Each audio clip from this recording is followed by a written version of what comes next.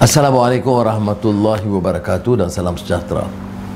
Mutakhir ini perbincangan pertikaian mengenai memorandum persefahaman atau MOU di antara kerajaan di bawah pimpinan Perdana Menteri Datuk Seri Ismail Sabri dan pembangkang khususnya Pakatan Harapan dijadikan polemik dan ada yang memilih untuk membuat serangan bertubi-tubi. Dan oleh itu saya fikir ada kewajarannya untuk saya memberikan penjelasan. Pertama, konteks latar belakangnya adalah gesaan Bawah Duli Yang Maha Mulia Di-Pertuan Agong supaya politik kita itu lebih menekan kepada penyelesaian permasalahan yang berlaku sekarang, supaya tidak ada terlalu ganas pertelingkahannya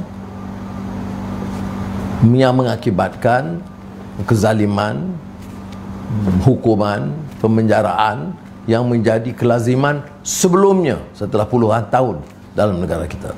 Jadi kita jangan ketepikan ini, ya, bahawa politik itu diizinkan, perbezaan pendapat diharuskan, tetapi tidak semestinya perbezaan itu harus menjadi alasan untuk kita melakukan keganasan, kekejaman, kezaliman terhadap orang yang berbeza pandangan dengan kita. Kalau tidak, kita humbarkan prinsip demokrasi gitu dan bakul sampahkan. Ya, prinsip demokrasi itu menunjukkan kesediaan mendengar, berhujah walaupun kita mungkin berbeza. Sebab itu dalam mukadimahnya yang ditandatangani oleh Perdana Menteri dan pemimpin Pakatan Harapan ketika itu ditekankan, dan saya baca, ya, bahawa kerajaan dan Pakatan Harapan bersetuju tiada apa sekalipun yang terkandung di dalam memorandum persefahaman ini yang akan memberi kesan terhadap peranan, hak, tanggungjawab Pakatan Harapan untuk menyeimbang, mengawasi, meneliti dan memastikan kerajaan bertanggungjawab terhadap Parlimen, termasuk memastikan ketelusan, integriti, keberkesanan kerajaan dalam mengendalikan isu rakyat. Dan maknanya dalam isu COVID-19, kalau perlu kita serang, kita serang, kita kritik, kita kritik. Tetapi kalau ada yang disepakati, kita sokong, kita beri kerjasama. Dalam isu banjir, banyak hal yang saya serang. Lembabnya NADMA, lambatnya tindakan yang menyebabkan nyawa diragut, terkorban, dan barang-barang keperluan rakyat itu kehilangan kerana kesilapan awal. Tapi kita juga menyatakan penghargaan kepada tentera, polis, bomba dan puluhan ribu sukarelawan, ya, sama ada yang dipamerkan dalam media sosial ataupun yang bekerja dengan cara diam. Yang saya lihat sendiri puluhan ribu, ya. Dan yang terkumpul oleh rakyat itu saya fikir mencecah puluhan juta ringgit dari berbagai kalangan. Nah, ini saya sebut di Parlimen. Dan bila ada umpamanya singgungan sinis oleh Perdana Menteri terhadap kononnya ada orang pembangkang tidak bekerja, itu kita serang balas yang kuat, ya. Lebih kuat daripada orang-orang yang mengkritik memorandum persefahaman ini, kadang-kadang lebih kelu ketimbang atau berbanding dengan sikap rakan-rakan kita dalam Pakatan Harapan. Itu pertama.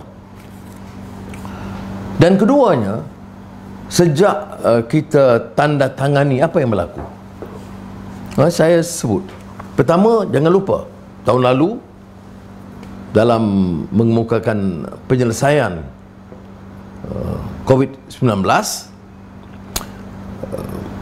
kita bersetuju selain daripada 65 bilion ringgit yang diluluskan, kita minta tambah 45 bilion ringgit lagi, ya, itu syarat kita, iaitu kerajaan mesti tambah 45 bilion ringgit untuk menambah kemudahan kesihatan untuk rakyat, ya. Kemudahan kesihatan bagi rakyat itu penting. Kalau orang atasan dan kaya, dia ada ruang untuk hospital swasta dan lain-lain. Untuk kesihatan awam itu sangat kritikal untuk bagi rakyat kebanyakannya. Tapi dan ini kemudian kerajaan bersetuju, ya, menjadikan jumlah 110 bilion ringgit. Kemudian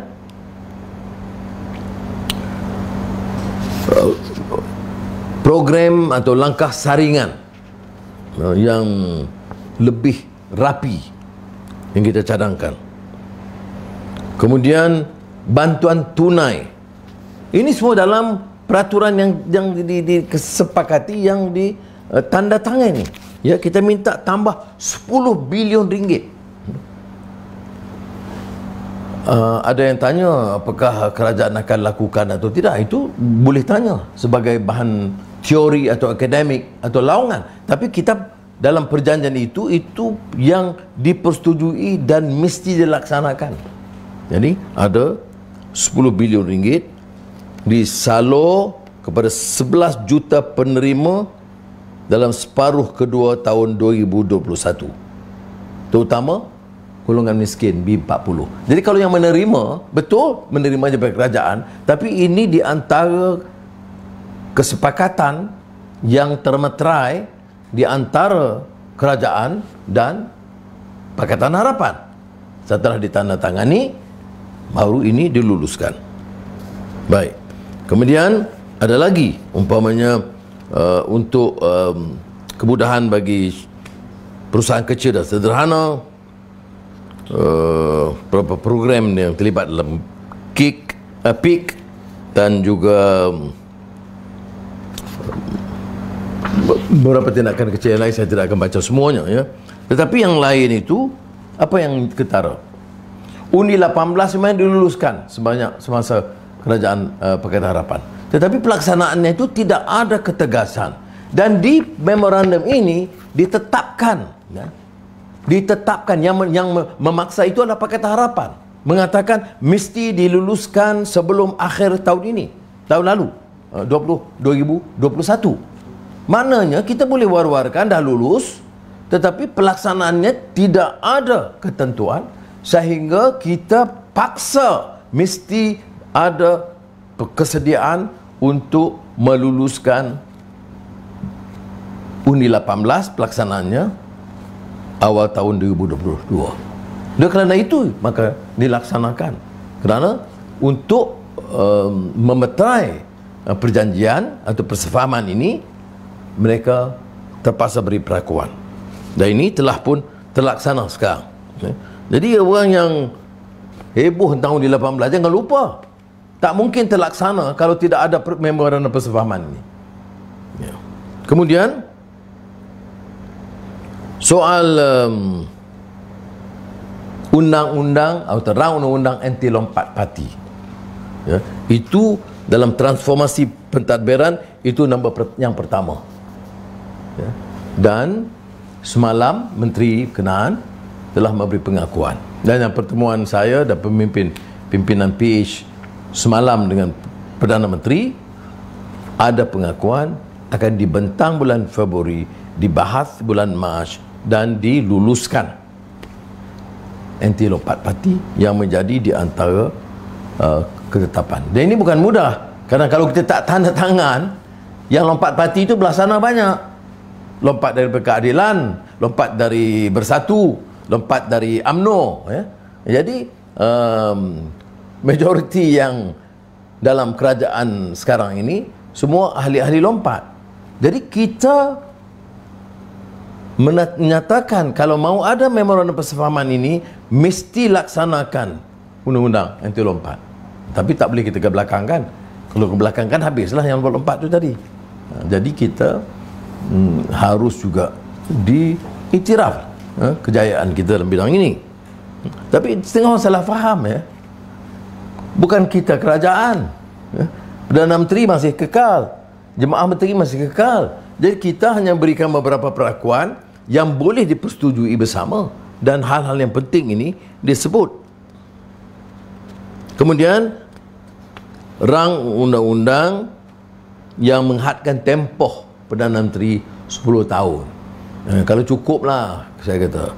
Kalau tengok kadang-kadang dia panjang-panjang sangat, dia orang Kedah kata haru biru jadinya, ya. Jadi kita tetapkan 10 tahun. Dan semua berlaku. Saya tengok di Filipina, Indonesia, itu cukup. Kalau orang itu berwibawa, 10 tahun itu cukup untuk menunjukkan keupayaan, kemampuan mengurus kerajaan dan pentadbiran. Kemudian kita tengok umpamanya reform parlimen. Sekarang ada jatuh kuasa pilihan. Ada yang dipengusikan oleh pembangkang, ada yang dipengusikan oleh kerajaan, ahli parlimen kerajaan. Ini tidak pernah berlaku dalam sejarah parlimen kita. Bahawa ini berlaku sekarang dan berjalan lancar dengan penyertaan ahli parlimen lain dalam semua bidang. Jadi reform parlimen itu berlaku. Walaupun ada beberapa hal yang kita tidak bersetuju, ya, kena faham. Ini dalam memorandum persefahaman yang kita buat yang besar adalah mengiktiraf peranan pembangkang dan kerajaan dan mencari hal tuju. Ada hal umpamanya belanjawan, ya. Ada yang kata, oh, kita harus bangkang. Kita kata kalau ada perundingan dan kalau ada tajuk-tajuk besar dipersetujui, kita akan sokong. Kalau tidak dipersetujui, kita ada hak bantah. Dia tidak menyekat atau melarang, melainkan ia mematuhi semangat memorandum persefahaman. Ada hal-hal yang kita belum puas hati. Saya dah sebut untuk Sabah Sarawak terutamanya. Perjanjian MA 63. Lebih 60 tahun kita merdeka sama Sabah Sarawak. Ya. Percobaan demi percobaan. 2020 percobaan lagi. 2019 gagal. Tapi dengan memorandum persefahaman, dengan pengakuan tegas keadilan, DAP, amanah negeri itu, dan kemudian OPCO, barulah ini dibentang dan dipersetujui. Ya. Saya akui parti-parti dalam Perikatan Nasional, baik UMNO, PAS, Bersatu, GPS dan lain-lain juga memberikan dukungan. Tetapi jangan lupa, sepanjang pemerintahan Barisan Nasional sehingga sekarang belum ada percobaan serius untuk melaksanakan mengiktiraf perjanjian yang termetera di antara kerajaan perikatan masa itu di bawah Tunku Abdul Rahman Putera Al-Haj dengan Sabah dan Sarawak. Jadi ini yang kita capai. Jadi di antara perkara besar ini kita capai. Apa kita puas hati semua? Tidak. Apa kita puas hati dengan pelaksanaan ekonomi keseluruhannya, banjir, SPRM? Ya. Belum. Dan ini kita luahkan dengan kuat. Tapi katalah kita tidak ada memorandum, Uni 18 belum tentu berlaku. Saya tidak fikir akan berlaku. Jadi ada pilihan raya tahun ini tanpa penyertaan Undi 18. Apakah ada kemungkinan penambahan 45 bilion ringgit untuk rakyat? Tidak. Jadi saya fikir walaupun orang rakyat sebahagiannya, saya faham, tengah marah dan kesal, ya, tetapi harus akui bahawa politik kita tu harus kian matang, ya.